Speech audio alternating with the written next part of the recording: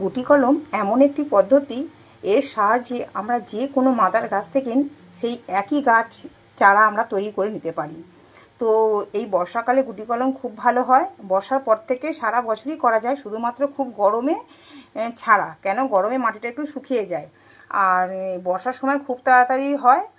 আর যে আম, জাম, কাঁঠাল, লেবু, পেয়ারা, বাগানবিলাস, জবা সমস্ত গাছেই কিন্তু গুটি কলম করা যায়। আমি সব সময়তেই গুটি কলম করে বিভিন্ন রকম চারা তৈরি করে থাকি। তো এর জন্য কি করবে দেখো, যে গাছেরই করবে তার 2 ইঞ্চি মতো ছালটা, ওপরে ছালটা তুলে নেবে। তুলে নিয়ে সেই জায়গাটা একটু চেঁচে নিতে হবে। আর এর জন্য লাগবে শুধুমাত্র মাটি। অনেকে মাটি আর গোবর সার মিশিয়ে মিডিয়া তৈরি করে, আমি শুধুমাত্র মাটি দিয়ে করি।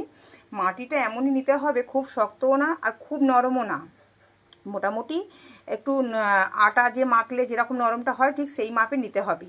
আর নিয়ে মধ্যিখানটা ঠিক কীরকমভাবে লাগাতে হবে, ঠিক পটলের মতন মধ্যিখানটা একটু মাটিটা বেশি থাকবে, দু সাইডে একটু কম থাকবে।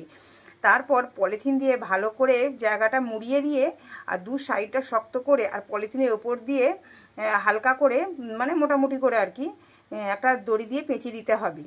আর এতে কোনো জল দেওয়ার দরকার নেই।